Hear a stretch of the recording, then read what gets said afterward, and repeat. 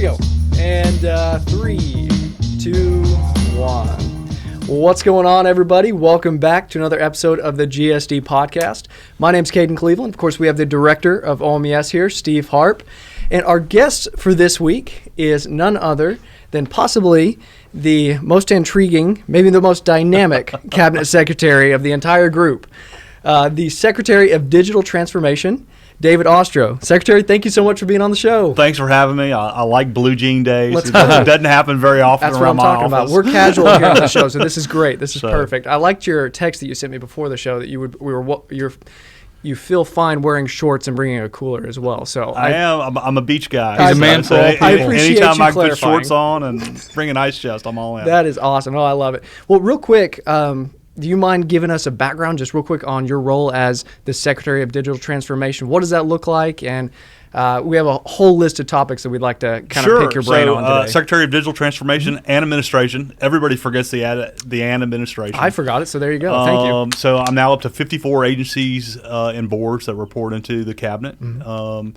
And so the largest being Oklahoma Tax Commission, the second largest, and really depending on kind of where we are in the today and in this planet, OESC is technically my second, but when you look at how much money we're approaching, almost $3 billion in just distribution since March, it clearly is probably the largest lift that we've done. And that's a new one. You were given that during the COVID experience. I was right after being a victim of COVID. Yeah, that's right. Yeah. And so I picked up that agency second week of March, and with Steve's assistants and Jerry Moore's assistants and Joe McIntosh.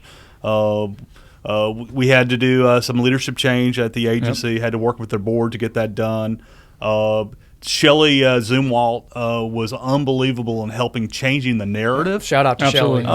She's an unbelievable job. And I've known Shelley and worked with her for since day one here through our transparency projects. She is an absolute juggernaut in doing what she needs to do. But the nice thing about Shelley is she understood the narrative issue from day one when we were on the ground together, which made her just so easy to step into that role. So it's interesting, the story behind the story. So David and I were both task force members when COVID started up. Governor put us both on it. During that process, when unemployment issues started rising up, the governor asked me and John to go sit in OESC. Ton of issues and problems. And the first question I got asked is, what do you need? I said, I need an executive. I need someone that can come help solve this. And so I believe that's when Secretary Ostrowe got the phone call and did a phenomenal job. Wow. I don't think if there was a book you could write, and you've got a lot of things to write about, I mean, for sure, this would be one. It was the challenges around 30, 40-year-old tech and business process and changing minds and culture and all kinds of things. And then we had a difficult time getting buy-in and leadership. So we, by the way, Secretary Ostrowe, it wasn't like his paid job to go do this at the time. Volunteered, 78-hour weeks, did a hell of a job. And I don't think unemployment gets anywhere near where it is today without his help. Yeah. And another data point, and we'll get into some other things. Remember the call we had with the United States Department of Labor? I do. You've had many, but the first one? Yes, absolutely. I'm just telling you, it was mind-blowing to be on that call. Okay. And without Secretary Ostrowe on that, we would not have been able to create internally what we called quote-unquote easy buttons in order to start getting Oklahomans paid. And it was it was a fight and an education with USDOL that this man led. So I'm telling you, of all the things we're going to talk about today, and there's a lot of, he's reached and touched a lot of things. The unemployment issue has been him. He's been orchestrating and helping find the right leadership, the right team to drive benefit for Oklahomans. So, we can go on and on about this, but that's true. If he's not in that seat, it doesn't happen. Thank you very much. I remember I was on a phone call with Department of Labor, and Joe McIntosh was on the call, Shelley was on the call, and we're all texting back and forth. I was like, well, this sounds like a deposition. And we made some tough calls that we did very openly. We consulted with the Department of Labor. We talked to the Attorney General. Mike Hunter was very involved in this process. Another great shout out. He helped us move the board. And just we couldn't be where we are without all these different players and leaders that jumped in. But the agency had 150,000 claims that were stuck with no solution to get them out. And when we asked Department of Labor what to do, of course, we got very little direction. Hire more whatsoever. people. Yeah, there wasn't any solution to a typical government solution, kind of like just hire more people. That'll solve it, right? Yeah. So we consulted with General Hunter. We consulted with Department of Labor, and we made some tough calls, which all worked out well. But they were risky at the time, and some people weren't happy about that, right. Especially the folks that had been in the agency long term that weren't used to making any type of hard decisions. They were going to follow their process, even if the process was going to be detrimental to citizens of Oklahoma. And well, we're still in a pandemic, but the interesting thing is the USDOL, their rule set is for normal operation, but in a pandemic, they were unwilling at the time to adjust. And so we have people that we couldn't get benefits, wolves at the door, and we were having to fight the federal government basically to even get rule sets in place that we could execute. But the Secretary of Labor, Scanella, his undersecretary, they were extremely supportive, and not only what we were doing, but understanding that we were in a tough situation because of some of the systems that were in place at the time. So question for you then as an update, not to pick too much on OESC, because we'll have Shelley on here pretty soon to get an update more there about that specific agency, but can you kind of give us an update on what progress has been made for that agency, what's in the works, different things like that? Sure. We're doing a complete technology uplift. And what I've told the Department of Labor, what Shelley has told the agency, this situation that occurred during the pandemic will never happen again, ever. And so we've engaged EY as our primary consultant. We were able to get some CARE funding to be able to lift this system. That the date of when these servers went online keep changing, depending on who you talk to. The number I heard yesterday was 1978. Okay, the number I've been using is 85. That's the number we was given. Because I've been telling people like I was still in high school when this system went online. Oh my gosh. Okay, I wasn't in high school in 78. I was in junior high. Man. And so, or hell, I might I have been in elementary school. Yeah, I was going to say we were elementary school.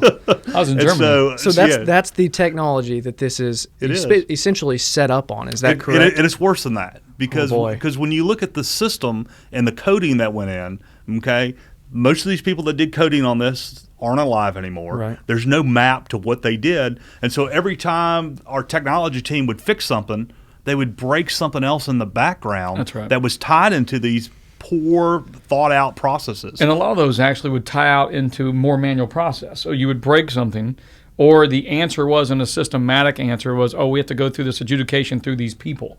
And the number of people that had expertise to do it was small, and we had 100,000 cases or more to go. So the solution to, quote, hire more people just would not fit in this situation. And again, this is all pre-Shelley. And so 100% right. So their solution to me was we can adjudicate 240 a day. And I was like, you got 150,000 with 10,000 new ones coming in a day. Have you done the math on this? Yeah. And they're like, no, you don't understand.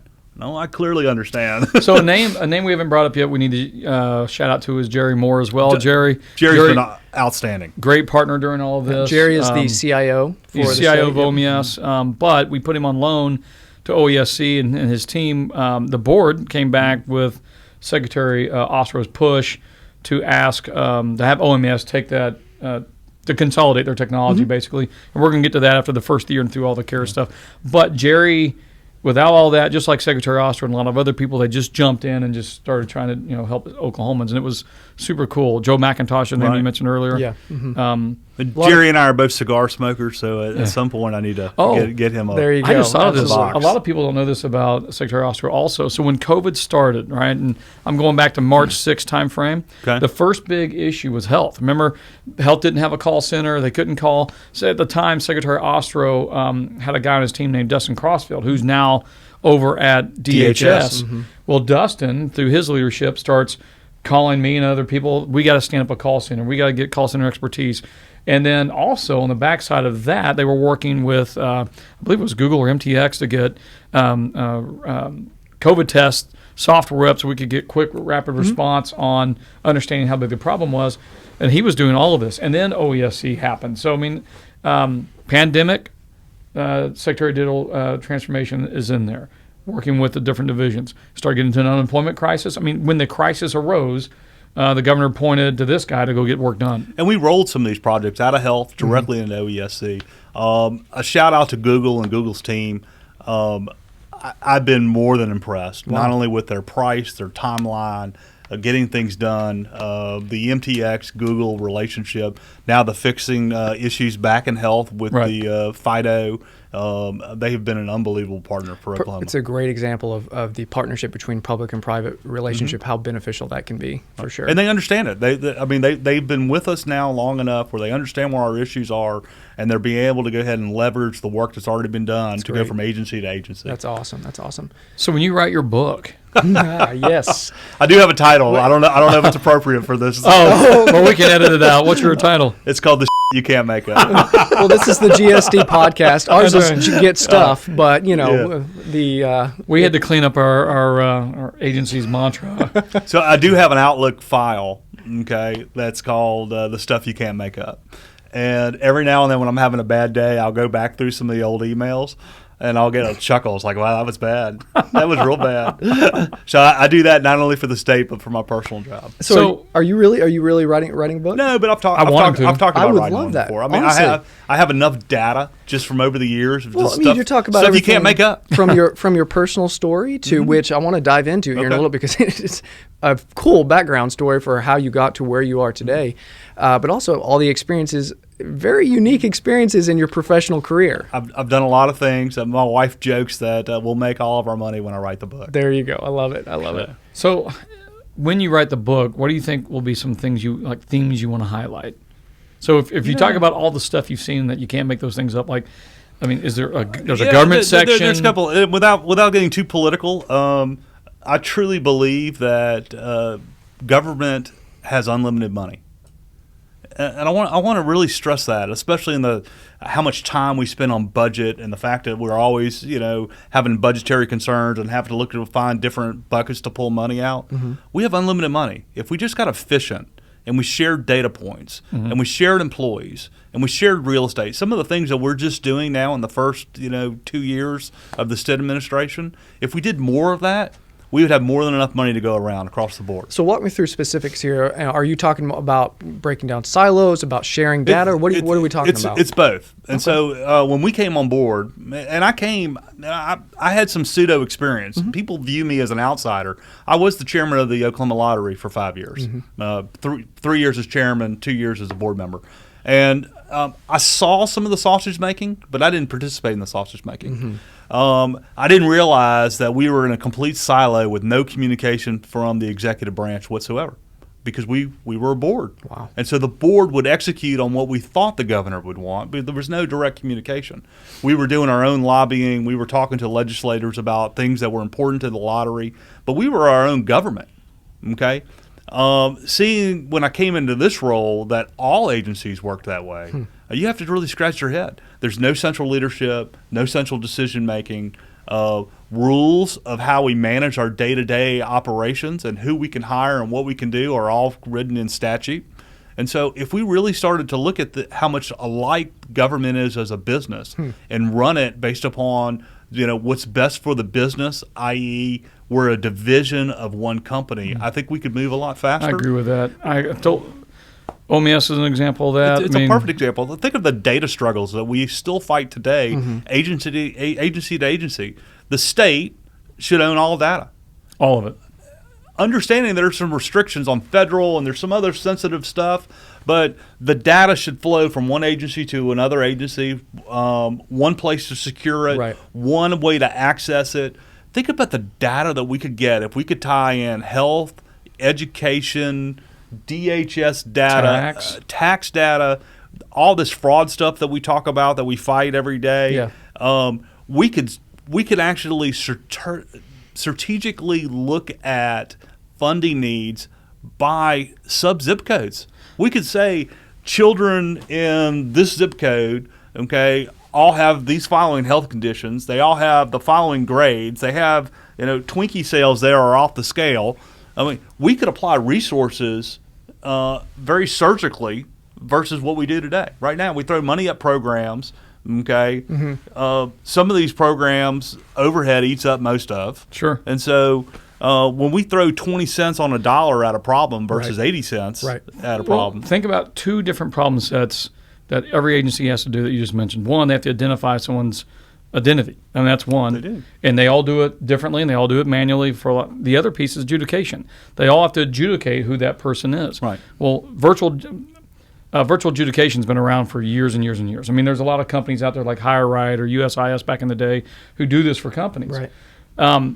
If we shared data and everyone adopted like we create these virtual centers, and there's talks about doing some of these things, but in the middle of COVID and CARES, it's kind of hard to do it right now. But if we did that, imagine all of a sudden you kill fraud. I mean, you absolutely kill it because you have a standard of security measures that you're putting in place across everything. Plus, a citizen can see all the services they get in one pane of glass. They can see if they want to interact with the Treasury, it's easy to do from that one pane of glass. Right. And it's also better, like you were just saying, all the agencies and the cabinet secretaries and the governor, for that matter, legislature as well, would have better information to start targeting, and I mean that in a positive way, right. Mm-hmm. outcomes. Like, Right. how do we affect citizens? And right now, it's super hard. On the identity fraud, I think when you look at all the projects that lined up, okay, and some of these things, I mean, we didn't know about COVID. Okay, we did know about Real ID. Right. We did know about digital driver's license Right. and wanting to be number one in identity proofing. We didn't know that we were going to have all this demand put on our systems based upon COVID. But the fact that we were ahead of the game on mobile ID and identity proofing, the systems that we're very close to rolling out, digital ID proofing, will be next generation, state of the art, first state that will have it. We're leading the way to be able to go ahead and show the other states and the United States on how we're going to go ahead and eliminate fraud in the state of Oklahoma. And I'm telling you, it will change the world, because when you go ahead and look at not only state government, okay, keep in mind government from a fraud detection, we're spending more money than any one company. When you look at fraud that hits state and federal governments based upon poor identity proofing, and you put that up against the largest bank you can think of or the largest vendor, our exposure is far higher. So we have the duty to get this right and deliver this to the business community as a tool that everybody can use. And we're close. So we're very close. Let's jump into rural broadband. So Okay. there's a lot of hot topics. So I mean, this is one of them. So give us a little bit of, or give people that are listening a little bit of background on rural broadband. So, I get it rural out. broadband. It's hard to rural say broad, it. Yeah. And then say that 3 times in a row type deal. Issues, challenges, and getting broadband out to the rural communities.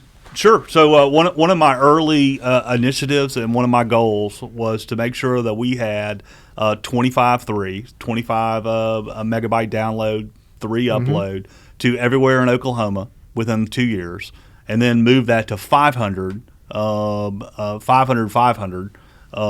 a 4-year period. And so we started working towards that, and I started listing out all the obstacles that we had. Okay, and there were a lot of them. The first obstacle was nobody had an inventory of the state assets. They were owned by multiple agencies. They were under control of multiple agencies. And so we were able to go ahead and wrangle that, most of which from transportation had most of it. We were able to go ahead and align that. We brought in a broadband coordinator, Sonia Wall, who works for OneNet. Higher Ed graciously gave her to us. We didn't have to pay for her, so she was paid through OneNet and Higher Ed. She did an unbelievable job in not only pulling all the players to the table, both state, federal, and the actual providers, all at one table. USDA came to the table, gave us our own dedicated state rep. We're the only state in the United States that has our own USDA rep. Conversations with the FCC. I was on the phone with the FCC yesterday and again this morning. Those relationships all came out of the OneNet. OneNet has been unbelievable. Chancellor Johnson has been unbelievably supportive in looking at this problem. The other thing which we had was, and this is the issue that we have at a state and a municipality level, is the right-of-way issue.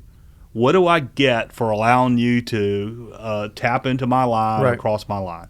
And so the state had always said we need to get something in value. So they were typically taking dark fiber, more than we would ever need, so much that it sometimes destroyed the return on investments that telecos needed. And so we came back and we said, my return on investment is how many households are you going to connect?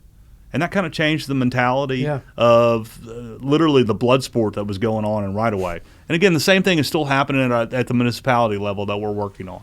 But we were able to take the national broadband rankings in less than a year from 47th to 26th with the goal of being in the top 10. So is that just done by expanding that broadband network across the state? Not only expanded it, but one of the things that Oklahoma didn't have was a broadband plan. Okay.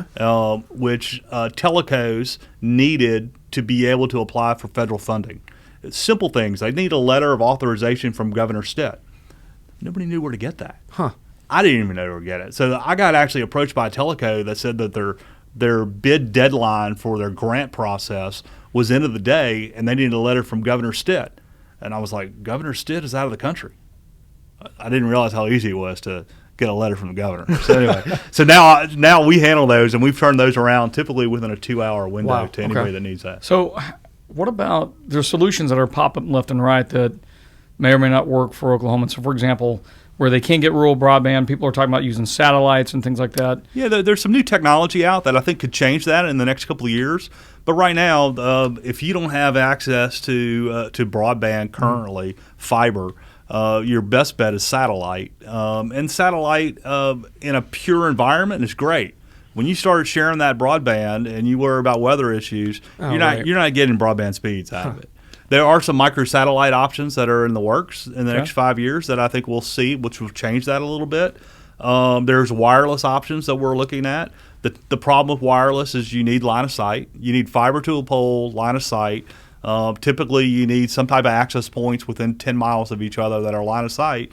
And part of the state, that makes that very difficult. So this affects education and public safety. Kind of talk about both of those in terms of... Sure. So during COVID, the first focus was education.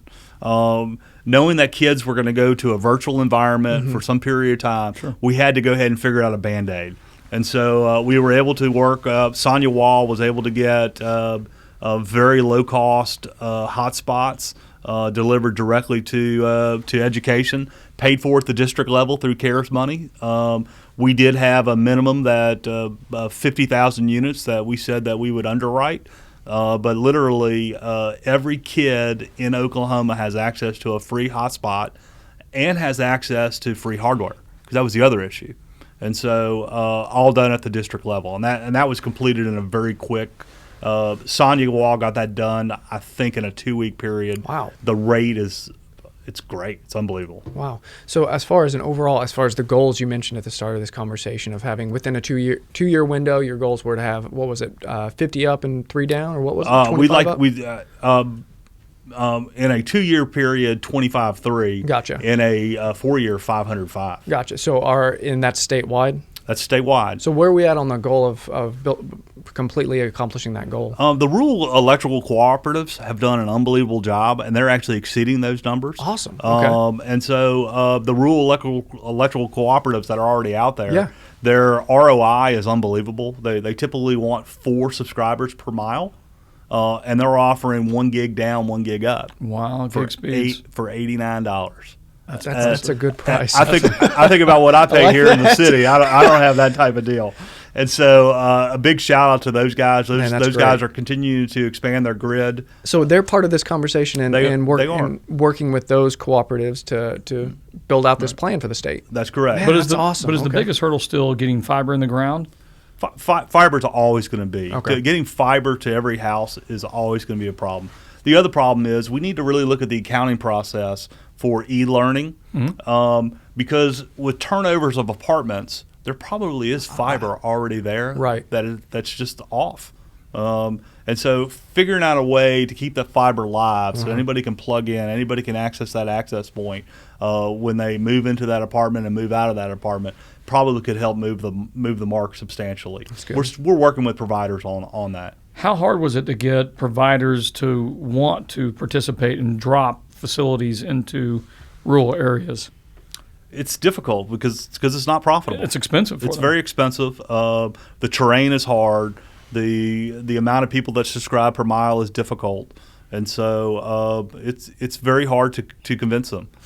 You know, it's crazy because it feels like if you've ever been to a third world country and you go visit it, and you look at people that are building houses on dirt floors, and then that family that has, the first family with concrete, all of a sudden their health increases by 50%. Like just that alone. Right. Like, this feels the same thing to me. It's similar, and I don't know if you remember last night I made a comment when we were together. Yeah. There was another state that has just made some big strides in technology.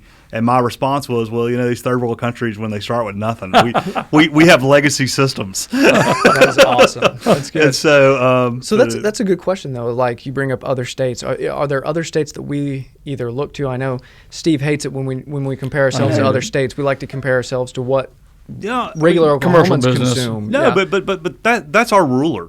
Okay, Right. From a competitive nature perspective, I want to know which state is Yeah. doing things the best. These densely populated states are always going to beat us in broadband because it's easy. Right. Plus right, population, okay, you can right. get providers that are Yeah. more easy. So is there any other states? Kansas has done an Okay. absolutely great job. They Oh, started okay. this process 10 years ago, so they're ahead of us. Okay. They worked closely with the federal government to get additional funding. Mm-hmm. They mapped it out with all their providers, and I would say Kansas has done a phenomenal That's job. an interesting point. So are there federal grants available for us, or has that been explored to help the telecom companies? Yes and no. So the telecos can pull federal money directly with our authorization.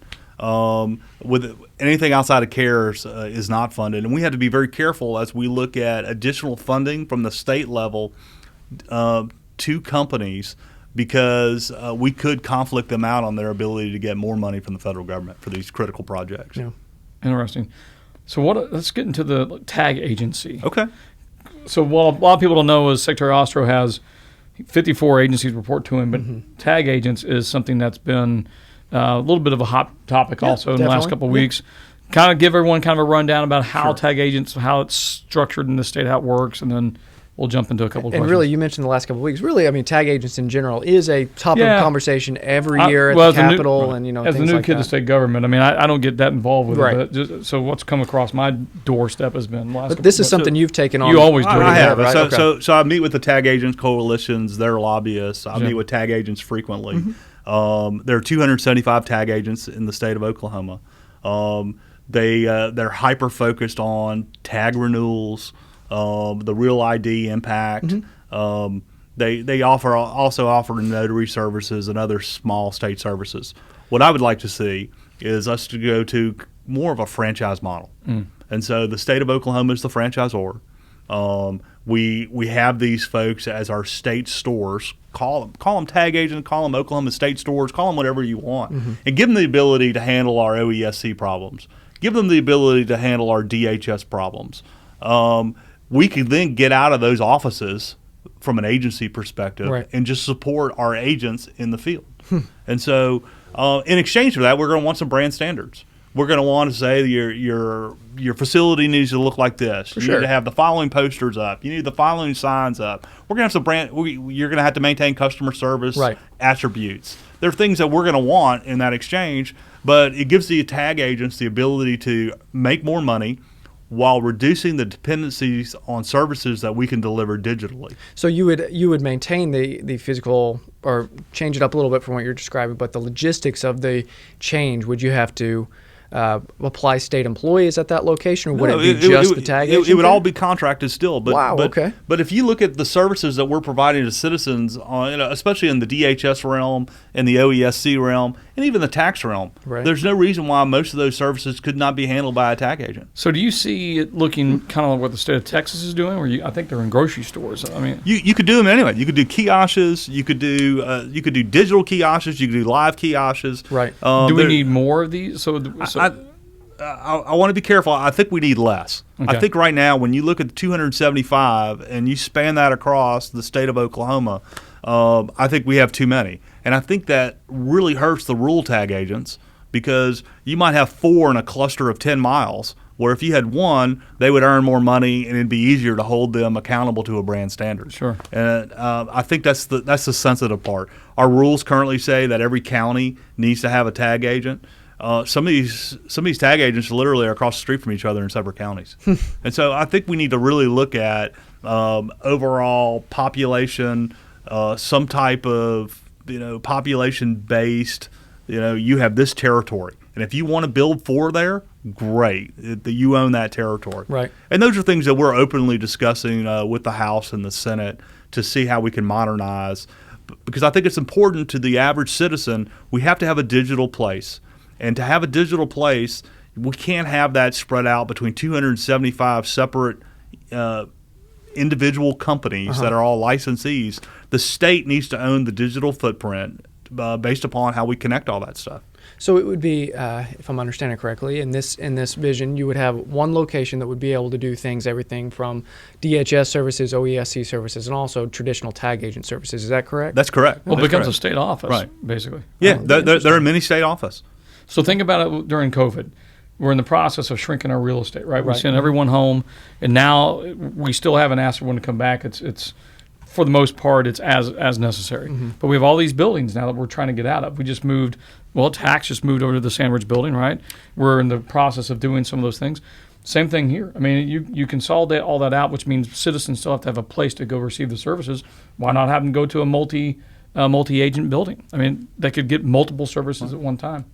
And have one person that can Do all that. that can do everything. Like a universal agent, kind of. Well, and again, but to go back to our original conversation, a lot of this depends on the data sharing and to be able to kind of break down those silos of services. Is that kind of correct? That's correct. And keep in mind, that's not just us. The federal government's plan is to break down silos of agencies for the same reason. Right. If you can interconnect all that data, we can accomplish it. We'll have complete visibility to accomplish anything we want to accomplish. Right now, sometimes we're just running around in the dark because we don't have the data. So how much of it would be modernizing the processes that are currently at tag agents and the services Redesigning, provided? really. It's really funny because for my first year, really before Steve came in with his assistance and leadership, there was a lot of just process fixing. Because take the OESC example of the 1978 mainframe. Right. Okay, there are things that thing can't do. The ERP system that we have currently in the state, which we're in the process of fixing, it went online before your cell phone. Okay, before your smartphone. And so if you think about the interaction of your smartphone and how we use apps to be able to do our life, our ERP is not compatible with that because it's older than the first Apple phone. And so updating our systems to make them compatible, okay, and to have a data set standard to where we can easily interconnect this stuff is absolutely critical. And the culture change is massive. So there's people believe, some people in Instagram believe their power comes from how many people I manage, and it doesn't. It comes from how you think and how you achieve outcomes. And in the end, there's a lot of agencies, and OMS has got some of this as well, where we've got those people that think, we've always done it this way, so we need to. Or if you change this up, that means, what does that mean for me and my team? Right. And am I going to have my position? But I think we've come a long way in that. Oh, 100% agree with that. I mean, if you look at every major agency, they're all under new leadership. Okay, and that was something that Governor Stitt demanded early on. Yeah. That we're going to put a team that can run, that can design stuff to change things early on. I will say, from our perspective, I've been at this game now 1 year exactly this month. Matter of fact, tomorrow's 1 year. Happy anniversary! Thank you very much. Yeah, Steve. You're my anniversary guest. We got a big party planned back at Dodgers. Don't worry. Yeah, we're gonna go get some ice cream or something. Yeah. No, but seriously, so in 1 year, it's taken a lot of movement of getting right people in the right seats. Has been a big part of it. I mean, you've seen all this over there, and I know you've been a great partner. Justin Brown's had to do the same. Kevin Corbett's had to do, just to list some of the names. So the governor did the right, I think, for a lot of cases. But it took cabinet secretaries too, and I'll tell you why. So in the past, a lot of what people may not understand, cabinet secretaries didn't have the authority, if that's the right word, or maybe that's what it's been told to me. But now we've got a cabinet that's been empowered by the governor to go actually act. So, for example, look at what you were able to do with OESC, right? Look what Chip Keating's also doing over DPS. A hell of a job, and again, shout out corrections. Shout out to Scott. So, by the way, our Easter egg on this show is naming Scott Crow. We try to name Scott Crow every episode. 6 for 6 now. No, we didn't do the last one. We didn't? No, we didn't. He didn't come up. Our apologies to Scott Crow. We missed him on the last one. Scott's one of my favorites. We had a quick conversation on an issue that we have that's brewing last week, and he goes, "Just it's the right thing to do." And I was like, I agree with you. Yeah, there it is, man. That's he's taking charge. He's an action guy. Yeah, man. so I mean, Yeah, Scott's awesome. Well, I can't wait to have him on the show eventually, whenever we do, to talk about, because we've mentioned him so much now. We have to dive We're into building all up. the We're going to deals. keep throwing it out there. Yeah, I like no, it. but there's been multiple cabinet secretaries, and this isn't like throwing gas or shade on the past. But right now in the pandemic, so you have a pandemic, energy crisis, right? You have an unemployment crisis. You have a social crisis of magnitude. I mean, this guy right here, we had some protesters come up, citizens come up to the Capitol in OSC, and I can't remember if there's 20, 25 of them or so. Secretary Ostrowe, were you at OESC in the building? I was in the Capitol looking out the window as they were all protesting, and I was like, I'm going to break this up. And people looked at me like I was crazy. He just went out to talk to citizens. So I was like, okay, what's the problem? Yeah. All right, you get in that line. You get in this line. I got on the telephone and getting a couple of employees at the time from OESC. They're like, well, what are we going to do? I was like, I don't get some laptops, get a pen and paper. I don't care. Right. And so we came Get down out here and serve people. Right? Yeah. You go from that. And Shelley's done that a lot as well. That's what I was getting ready to say. You go from that experience. That's the impetus of now. Director Zumwalt's had these great off-site sessions in Midwest City and Tulsa and all these places, which were huge. Huge, taking hundreds of people. That was that action and that leadership. When Shelley comes in, she takes that and is able to apply it to something larger. But it takes things like that to get things started. But one of the things I want to think about is first of all, Shelley doing that was her, and but the money behind that. I wonder, outside of CARE and COVID, how would we fund those things to make? So she was nimble, but she had money that she could tap into from CARE. If she didn't have that money. Okay, because we're so restrictive on how we can spend money and do things, it makes us less nimble as government. Yeah, and so at some point we need some more flexibility for a purpose, right? Right, I mean, it is. And if we if we manage it poorly or make poor decisions, for sure, that's when the legislature should come in and absolutely. say, hey, there's the checks and balances of government. Absolutely, but we need some more flexibility to be able to do things like that. So, a quick question for you: are you?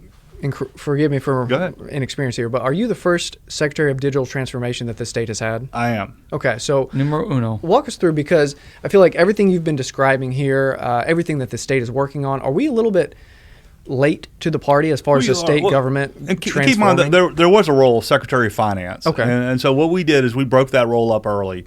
We wanted to own the budget and drive the budget from our perspective. So Secretary Mazie came out of that finance role. We wanted a COO, so Secretary Budd came out of that. And then everything else that the finance department had rolls essentially, most of it to me. Secretary Budd's got a little bit of it. But that's how it started. Okay. It's just, but historically, the cabinet secretaries, for the most part, were ceremonial. Yeah. They would work on issues when they popped up, but for the most part, they were going to lunches. Right. They were going to cocktail parties. Kissing babies. They were. So there hasn't been much of that on our role. Which goes back. Which goes back to what Steve mentioned about this is the first time of, at least in my lifetime, that I've seen the empowerment of the cabinet secretaries as much as they are right now. We try to stay involved. I'm at the Capitol every day. Yeah. There doesn't go a day where I don't talk to my team, especially the folks running the large agencies. Shelley and Jay Doyle at Tax. It's an everyday, multiple conversations as far as what they need, and I want to support my agencies. Right. And so I'm there to support them on whatever they need. When they need resources from the governor, I'm there to make it happen. Well, I think that's a big part of it. And you brought up culture earlier as an idea of like what you did when there was a protest at the Capitol of unemployment, is getting out there and serving and bringing that idea of get outside your job description and just go serve, go break glass, as Steve says sometimes. The culture that I have in my company, because again, I am a volunteer, so I do have a side job. Yeah. And the culture I'm trying to drive in the agencies, if you see a problem, you now own that problem. Okay, you can't walk past a piece of litter on the ground. You can't walk past a protester. You can't walk past somebody that has an issue without stepping in and helping. And so if we all did that from a state workforce, think about where we would be. And I think we're getting closer to that as well. We're far better than where we were. I agree. And the other thing is interagency. We talked about this on the last podcast, but the interagency teamwork. So OESC working with OMES, OMES working with DHS, DHS working with OESC. Yep. You see a lot more of that. Tax, another example. For example, during OESC, that was the crisis that still is, but in the early days, Justin Brown had his team come over, remember, and they were going to help us with adjudication because they had staff members. They do that process. And fraud. Yeah. And Justin's been a good partner on that. I think one of the things where we're yet to see is the consolidation of real estate is going to create synergy. Absolutely. And so I was at Sandridge last week, and I had a tax issue that I was handling. I then went up to talk to Jerry Winchester because he was there. I was trying to find Travis Kirkpatrick on another health issue. The fact that I'm health in is one, moving though, right? Yeah, so some of the folks are there. The fact I'm in one building and I can do all those different things, and from a citizen to go to one building to be able to handle multiple agencies when they set up their storefront is going to be an unbelievable experience. Can you speak, because I've heard both of you talk a little bit about citizen experience with state government and making state government more available to them where they're at. So you talk about like on your smartphone or something like that, going to, I don't know, an app to be able to have everything available to you right then and there. Is there anything in the works in that nature? We are. So we're doing a massive single sign-on Adobe platform with the identity proofing that will be touched where you get licensing. And again, we're going to expand this thing over years. The first lift is simply just, it's a lift and shift of our current websites. But as we expand that based upon the architecture that's put in place, you'll be able to sign in, and any service that you need from the state should be easy, one-click, seamless. Interfacing with state government should be simple. And if you think about what you interface with state government for, if you need benefits, if you're trying to open a business, if you need a license, anything you do that you interface, it should be simple. It shouldn't be complex. Interaction with the Treasury Department, there's all kinds of things. So if you think about like banks, so modern banks, they'll plan these exercises in a period of a couple of months, execute in a weekend, and it comes up and it works. Full suite of digital tools, single sign-in logins like you talked about. I call it the Papa John's experience. If you've ever ordered Papa John's pizza, you should be able to interact with state government just like it. You order from Papa John's just to see the progress of your pizza. So well, you like the product, and at the end of the day, you like the pizza. And everything should be done from checking your kids' grades to interfacing with your teachers to looking at their health records and vaccination records, birth certificates, IDs. Everything should be done on your cell phone securely. Digital signatures, you should be able to, we advance it. Some people are doing it. We still got work to do in digital signatures. And you look at a lot of the times, the reason people really reach out, primarily the most of the time, is for help, right? Is to get assistance for something. And when somebody's looking for help, they're not looking to go through all the different ways. On the other side, I don't want to forget on the business side, okay, if we're trying to stimulate our economy and grow our tax base, we want to make it easy to open a business. We want to be business friendly. I want businesses from these high tax, high regulated states to run here to say, hey, I'm not hanging out in California anymore. I'm coming to Oklahoma, and I'm going to make that easy. And so some of the stuff that Secretary Copeland is doing to attract businesses and manufacturers, I'm telling you, Oklahoma is going to be a top 10 state. We're laying the foundation for that. It's amazing to be in state government at this time. We talk about that from time to time. So I had a former director of OMS at my place a couple of weeks ago, and his opinion was, man, I can't imagine what it's like for you guys to go through this right now.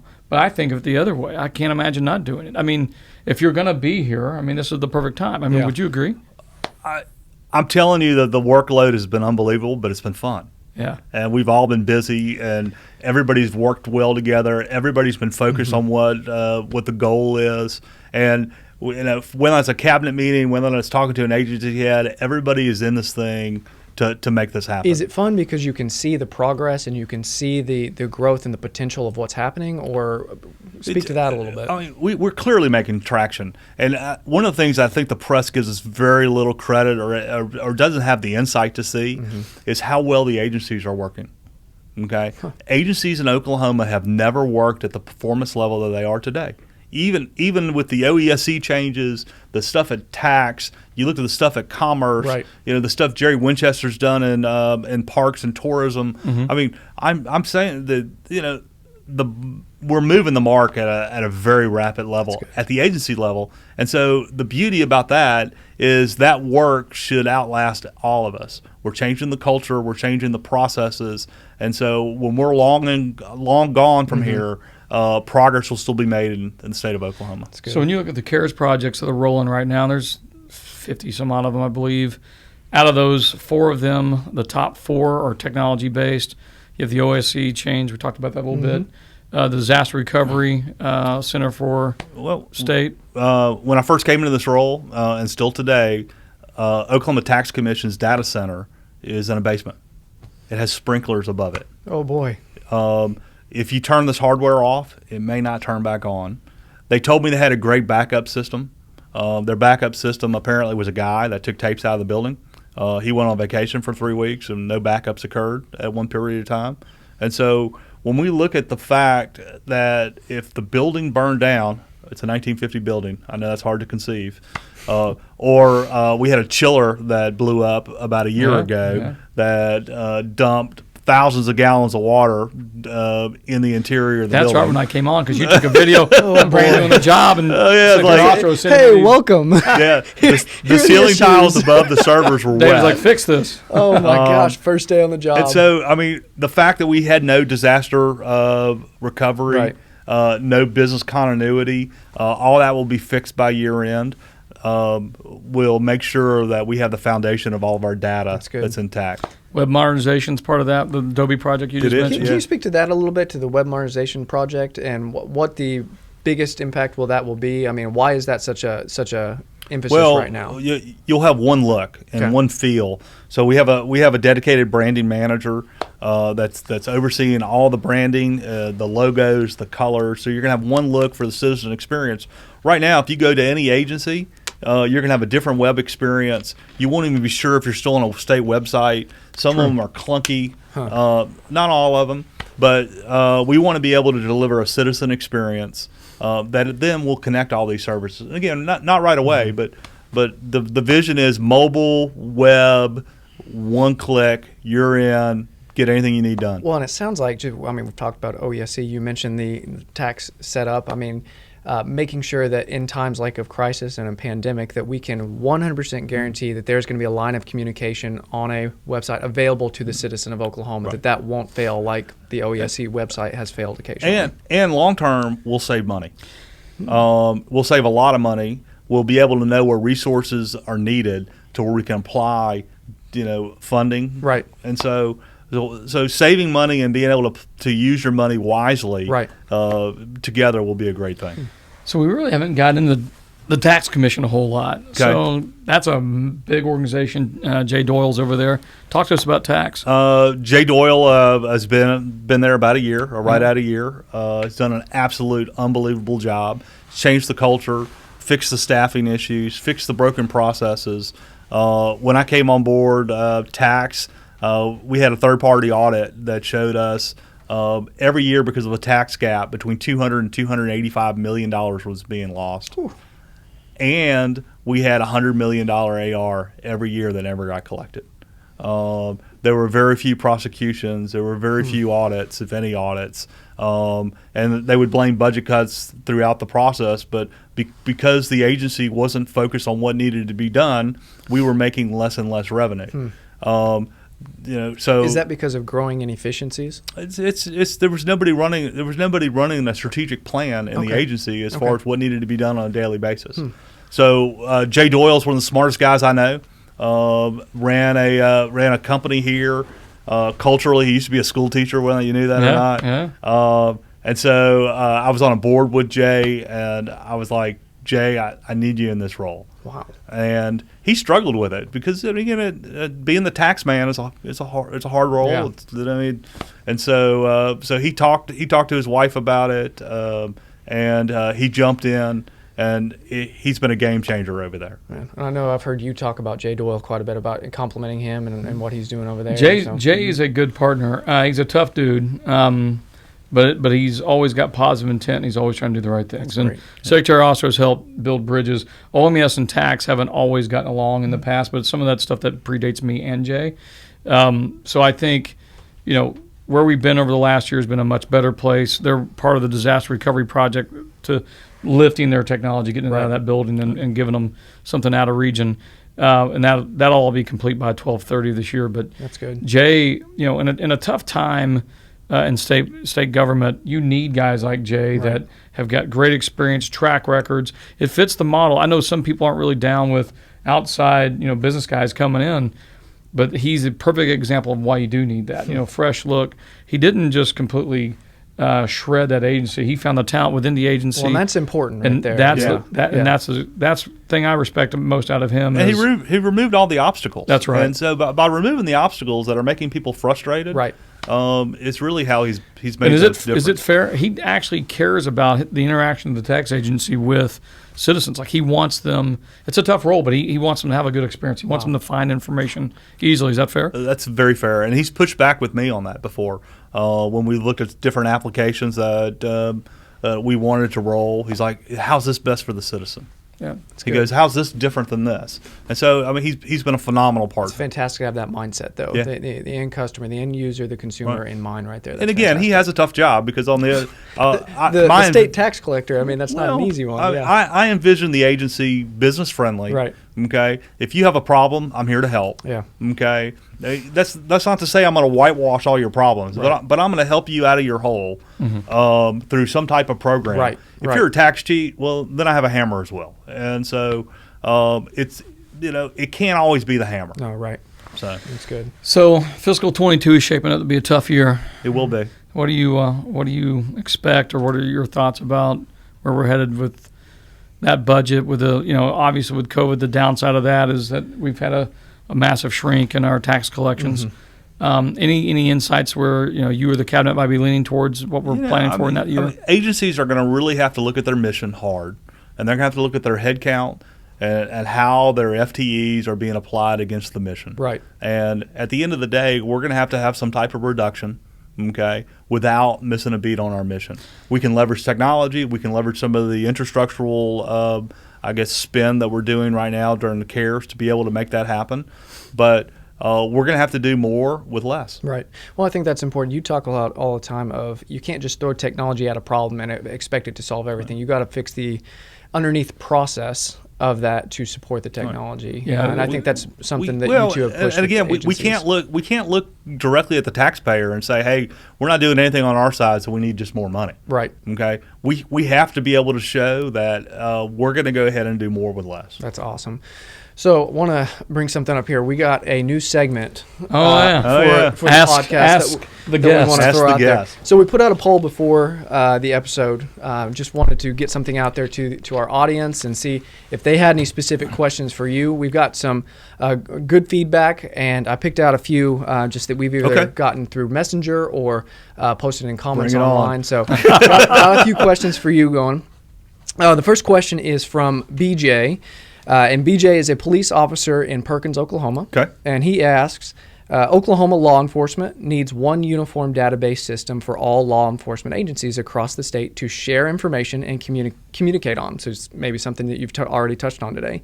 Is there anything in the works that could make this happen? There's a lot of things. And BJ, thank you for your service. Early on, I got a call from the chief of Nichols Hills Police, Chief Cox. And he said that they were having trouble scanning license plates with their new technology. And so I went through and started making calls. I called DPS. DPS is like, well, I'm not sure why they're having problems. And frankly, it came back to us at our data center. Really? Because we had a port closed. And so we were able to fix that literally in a very short period of time to be able to give these local jurisdictions access to our database.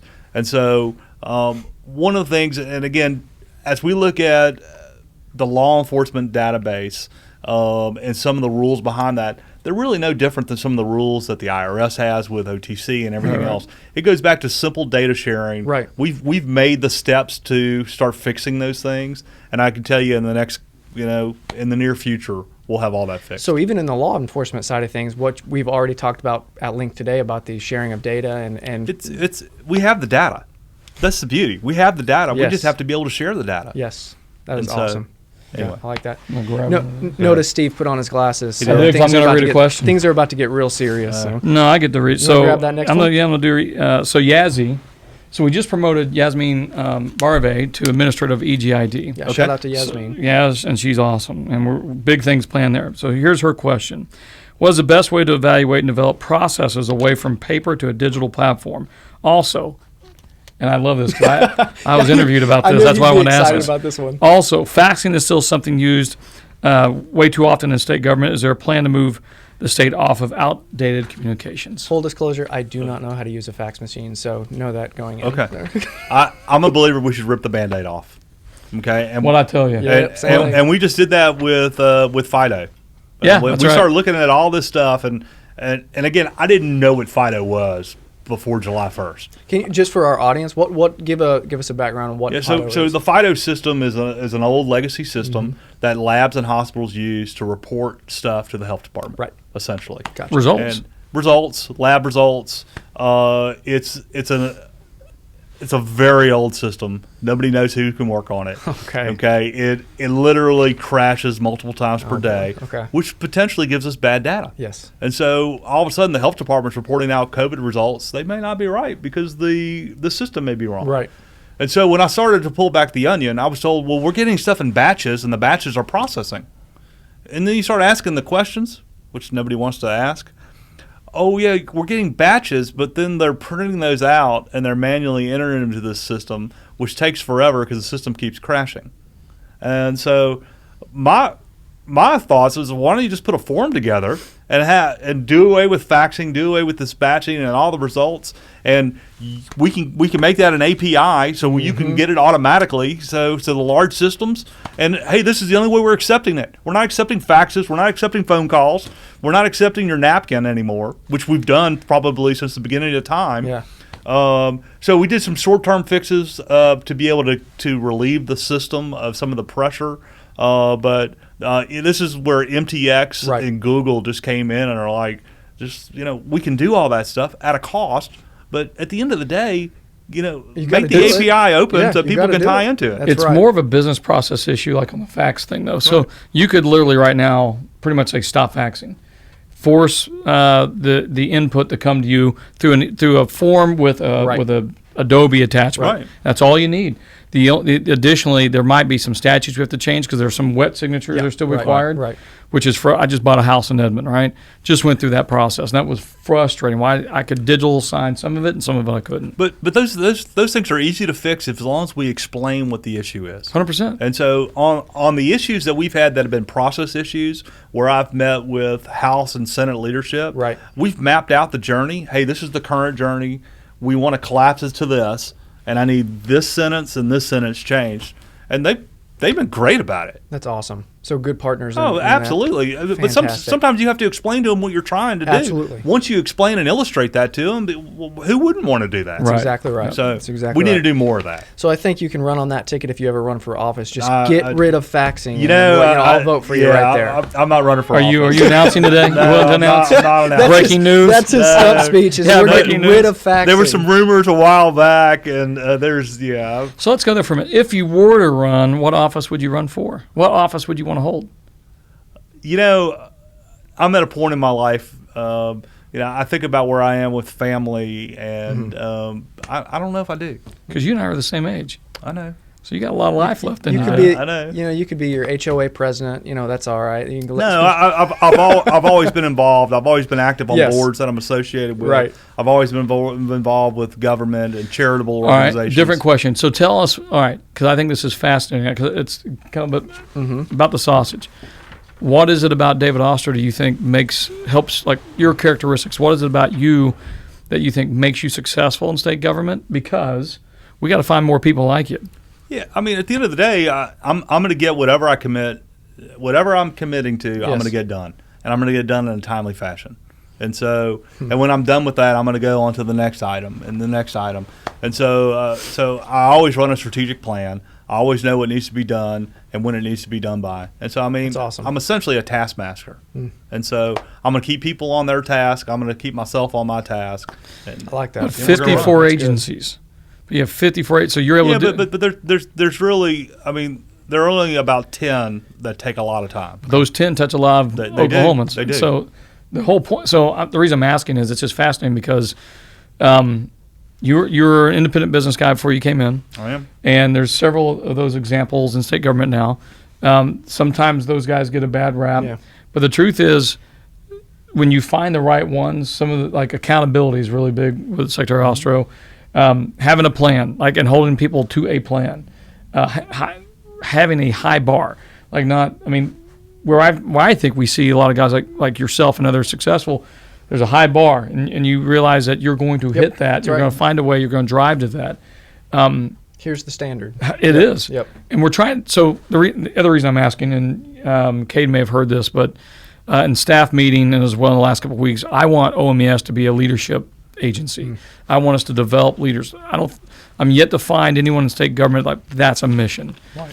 And I want to do that. So in order to do that, so that the next time a position comes open and someone's going to get a $100 million budget, it should be they went to the David Ostrowe School of Business, or we're modeling after the great leaders that have come through.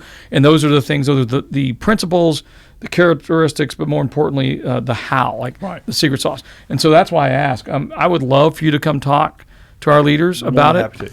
It's and part of it is from the business side is I had to interface with OESC.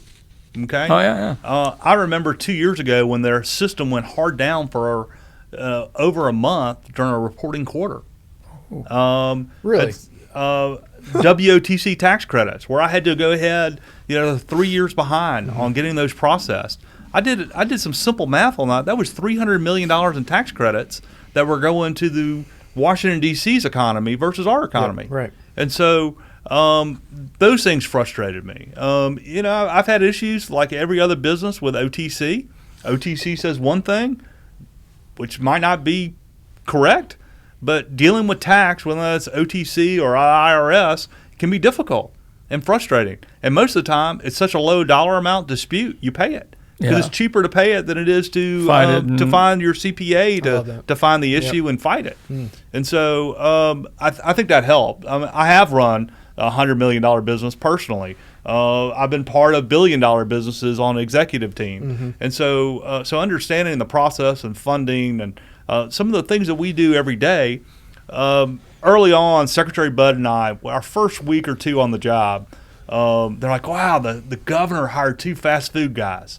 And people focused on Sonic and Burger King. What they missed was we do hundreds of thousands of transactions between us. Every one of those things has a customer attribute. We're on a single-digit profitability typically. We're managing capital expenditures. We're managing multiple supply chains. HR functions. Logistics. We're interfacing with the federal government frequently. Right. And so that process, as we've come to state government, hasn't changed that much. We're still running a plan. So just to kind of echo what Steve said, it's so vital that you're in this and you're willing to give to teach others to how to be leaders within our state. Because I think people are ready and willing to step up. They just need those role models, those leaders. It literally drives me crazy. Well, our company's always been a good corporate citizen. I taught at OU Price Business for years. My time at the lottery, Allied Arts. I mean, we the Boy Scouts. I mean, we're always involved, and my team's very involved. Yeah, that's good. But unless I'm missing it, I'm unaware of like any agency or consolidated effort right now to go after a leadership program, because what's going to happen? What do I worry about? David Ostrowe comes in and serves his time, goes on to a different role, different something. Justin, whoever the leader, name the leader. They're off and gone. Well, the time they were here, they were getting so much stuff done. No one was sucking out of them or documenting those things that made them successful, so you could build a leadership program that outlasts all of us. I think we have one that's more informal than formal. We've talked about mentor programs. We've talked about taking people out of the agency as a deputy to be able to go ahead and mentor for that role, the next role. We've talked about making sure before we leave our role that we've identified a successor and we've brought it in. Yeah. We've also talked about that we retire into the sunset on a board and commission of some sort. And so we're still available to step in at any time. I like that. That's really cool. And again, we're all coming up on that 2-year mark, which was, that was the sell line when we all came on board. Give me 2. I don't know if the governor knows that, and so we'll figure that out as we get close to that. That's good. We got one more question. Go ahead. Mm-hmm. And just coming back to it, yes, Yasmin, we are moving away from fax. So just Yes. bringing it back to that. That's the main Rip the takeaway. band. Just say no. Love it. Okay. All right. Sorry, go ahead. No, I was going to say, Yazzie, you're empowered. Leah, one more last question for us. Leah asks, what is the biggest obstacle that you've faced to accomplish a digital transformation project for the state? And what is the project that you are most proud of that you've undertaken for the state? There's so many. Well, the biggest obstacle is really going to be the simple one: money. Okay. I think we're past agencies not wanting to participate. We've made a lot of progress. Okay. But unfortunately, a lot of these projects require upfront capital. And when you look at how government plans for capital versus how businesses plan for capital, right. it's a little different. How so? Well, a company will allocate capital over the years for ongoing capital projects. Okay, gotcha. You have to ask for one-time money into your budget for right. these capital projects, and some of these projects are very, very expensive, and it's very difficult to get that level of money. Which again, we did a lot with zero money up front, and we leveraged transaction-based systems. Our transparency project. Well, you used OpEx dollars too to turn it into digital projects. We did. And so, but some of these projects, where I went around literally and said, "Hey, how much extra cash do you have?" And so, the digital transformational project, which was initially about $250,000, I had zero money. Wow. And so, our treasurer paid for it. So Randy McDaniel paid for it all. Wow. And so that just goes to show you that it's just understanding and putting a plan and a process in place, and people will step up because people see the value in it. Yes. Yeah, and making sure they understand. And again, so we spend a lot of time on illustration just to make sure, hey, if we do this, it's going to save us this money. It's going to do this for us. Right. It's going to be cheaper long term than what we're currently doing. And you found that as you built partnerships, you built relationships, that people were willing to step in and fill those gaps. Absolutely. Man, that's cool. Keep in mind, it's all about credibility. Oh. Okay, and you're only as good as your last deal. That's true. And so you got to make sure that what you're doing will get the results. You'll be able to deliver it on the timeline quickly. That's good. The other thing, which I don't think a lot of folks will talk about, is how many projects we unplugged that were failed strategies, that were going to be hundreds of millions of dollars. DHS had their Oklahoma Benefits project. They told us in a meeting it was going to be $750 million. And I started out, it's like, what was the support cost on that going to be? $75 million a year? So you start talking about some of these problems and what they were trying to achieve because they simply didn't journey map it. Right. And if you journey map these things, and knowing what today's databases and systems can do versus what they did when these things were put online in the 70s, and knowing that you're going to eliminate this person and this person and this process, nobody did that. And so I think we as a state have done a lot better job in understanding the project than we did when we first came on board. That's good. And a lot of that is due to you and really both of you. And again, it's been a great partnership. Everybody gets along. Everybody understands. There's a lot of people involved. We fight. So Jerry Moore and I got into an argument on a Sunday. You know what? No, but fighting is necessary. There was no work on Sunday before Governor Stitt. You've seen Jerry Maguire, the movie? Yeah, I did. There's that one scene where they're walking to a bus, and they just had an argument in the bathroom. And Jerry Maguire's all mad and flinging his arms around. And Cuba Gooding Jr.'s character is like, that's the problem between us. You think we're arguing, I think we're finally communicating. Right. And I think all that's, literally, when you get a bunch of people with positive intent, they're not always going to agree. But the conversations are never personal. It's never personal. Yeah, when you start talking about a problem on a Sunday after 75 hours already on the job, on the same problem, already burned out, and you're on the different side of that, sometimes you can get heated and loud. And so, but we got it done. Well, that's good. And we got the citizens paid, and we got the train back on the tracks, and again, it was an all team effort. That's awesome. Well, we haven't yet dived in. Dove. It's an English lesson. Yes, sorry to all the teachers out there. We haven't yet dove into your background. I want to dive just real quickly into. We've kind of hinted at it here and there about your professional background. Okay. Can you kind of give us a quick run through of what your story is and how you've gotten to where you are? So I'm an LSU grad. Met my lovely wife jogging on campus. You're all buff, and she's like, "Yeah, what's up, David?" She was a better runner than I was. Did she stop and help you? She did. She slowed her pace down. spent 8 years in the U.S. Navy on P-3 Orions, chasing Soviet submarines. Really? In the 80s. The 90s, we moved into drug ops.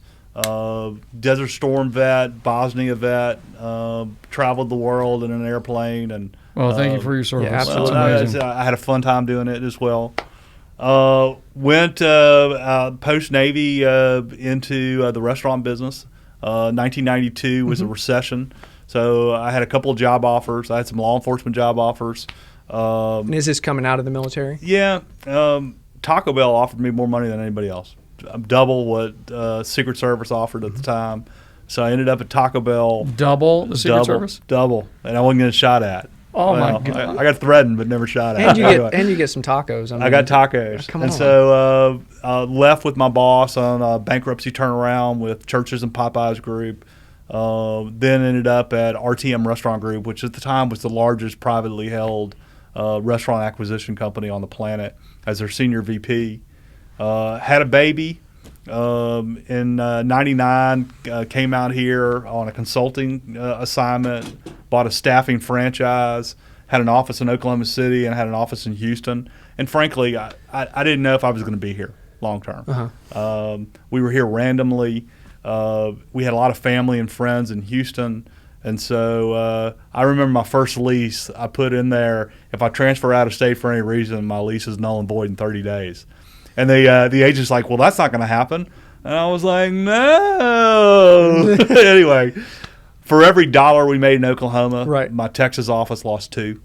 It was a hard time. We struggled. And again, like any small business starting up, we finally turned the corner, started doing well. And then 2000, we had a record year. I mean, it was comical how well we did. What we didn't do a great job of was forecasting. And so 2001, although we had great cash flow in the early part of 2001, it was carryover from 2000. Mm-hmm. And so in March of 2001, I did $0 in revenue. Wow. I mean, screeching halt. The economy was pulling back. We retooled, reinvested, launched a new brand that just started getting traction, just started getting money, and then September 11th hit. And it took out all of my competitors, all of them. If it hadn't been for our retooling and new entity, which all we did was delay income, but we were back up and running within a month or two. Started to have revenue coming back in. If we hadn't retooled, we'd have been in trouble. We then started acquiring distressed restaurants. We acquired Captain D's brand here in Oklahoma and real estate, acquired the Burger Kings, did a bankruptcy deal in Louisiana and acquired everything north of Alexandria, the whole top side of the Louisiana Boot. Taco Bell approached us on an acquisition. We acquired their corporate market. And at the same time, we built out. And then we started selling off assets. And so we were completely out of the Burger King system. We acquired Blaze Pizza, built that out. We're out of Blaze Pizza business now. And so you acquire these at a low when they're struggling, you build them up and then you sell them off. Is that what? Typically, and that was the model for the Captain D's and awesome. the Burger King. That's cool. Especially Louisiana. The Louisiana acquisition really put us on the map where we started acquiring office buildings and other real estate. We own most of our real estate today under our Taco Bell, so we own or operate. So you've been in Oklahoma now since '99. 99. So this is all my daughter knows, and so my daughter moved here when she was a year and a half. She's 22 now. She's a student here. She's at UCO. This is all she knows. And so she's an Okie. Let's go. I love it. I love it. So how long did it take you as you were building up your initial company and y'all were going through the growing pains of a new business before you turned the corner? How long did that process take? I mean, we started off in '99, and by 2002 I didn't worry about payroll. I mean literally there were times where we'd issue payroll and you're like, you better have a good weekend. Oh man. But again, I understand the small business side of the equation of what these businesses need and the banking relationships and and we did everything on basically shoestring budget. Yeah. We would use smaller banks with lower credit facilities. We did some SBA lending at the time, and then you go to the future. I mean, we're now doing $100 million credit agreements with international banks. We're actually refinancing today at LIBOR +2 on a 7-year fixed. I was like, okay, I'll sign that deal. And so, I mean, I think about how fast it can ramp up, and the future is bright for us still. We're going to continue to do our organic growth. We're still going to look at acquisitions. I think there's opportunity now that's going to come out of COVID, both from a banking side and just from an overall business acquisition side. So what's the story behind how you met Governor Stitt? It was real random. So we're both in an organization called YPO. He was in the Tulsa chapter. I was in the Oklahoma City chapter. I had the privilege of being the regional chair. There are 15 regions on the planet. And so Oklahoma is part of the western region. I was the chairman of. Probably one of the best jobs I ever had. This is great. Travel the world, have friends all over the planet. So there was a conflict that came out between Oklahoma City and Tulsa that apparently the Oklahoma City group had invited all the gubernatorial candidates to come in and speak. And they didn't invite Kevin Stitt. And the fact he was a member in the organization, he didn't get an invite. He took offense to it. And so I was actually in Singapore with a couple of other members, and they were arguing over this issue between Oklahoma City and Tulsa. And so I stepped in. I was like, hey, I don't know what happened. I'll find out, but I'll host a cocktail party. And so the organization, out of our budget, had hosted a meet and greet, simple deal, non-fundraiser. We just want to meet the candidate and hear the issues. And so I met him there. I then met him at a fundraiser. Governor Stitt wouldn't have been able to pick me out of a lineup. So I got a call randomly, a Tulsa number. Corbin McGuire asked me if I'd take a call from the governor-elect. I said absolutely. Yeah, all right. And so the governor started with his pitch. And if you haven't met the governor's very direct sometimes, and he's focused, and he's talking. And I didn't want to interrupt because he's the governor-elect. And so finally I was like, Governor, did you call the right David? And he goes, is this Ostrowe? Yes, sir. Go ahead. I'm listening. And so he invited me to his offices in Gateway where they had a planning session. Right. And so we probably crossed paths. Probably there. And we hit it off. We're both pilots. We just talked about our vision of business, our vision of government. And out of the blue, he offered me the job. So. Man. And then did you on the spot say yes, or did you take a minute to think about it? Do you know what you were getting yourself into here? I think I said yes. But I don't know if I was honest with my wife about saying yes. Gotcha. She's like, what are you doing? I was like, well, I'm thinking about it. I'm still thinking this over. You'll have to ask her on that. So who's the better pilot, you or Stitt? The governor's a good pilot. I'm a great pilot. There it is. Attaboy. Yes. Okay. You've got more fun. You've got more hours. I do. My nephew bought me a T-shirt at an air show. It's got Top Gun on the front, and the back says, if I was flying, Goose would still be alive. Anyway, it's one of my favorite T-shirts. That is awesome. That is fantastic. Well, other than that, was there anything else that you wanted to bring up, Steve? I know there's plenty that we can continue talking about, and we want to have you back on the show anytime. At some point. This is fun. Yes, this is the fun part of the job. This is the anniversary party. So, yeah. When you're in government, we had to have the best guy on. Yeah. All right. Well, this is the one everybody's been waiting for, of course. Yeah. So I'm a good tap dancer. Love it. God. Well, seriously, thank you so much for coming on the show. Thank you for walking through all these things for us and just letting us pick your brain a little bit. Thank you for all the service that you are for Oklahoma. Absolutely. Thank you. Thanks for having me. Yeah. Thanks, David. All right, and everybody, we'll see you soon on another episode of the Get Stuff Done podcast. Thanks, guys. See you guys. Bye.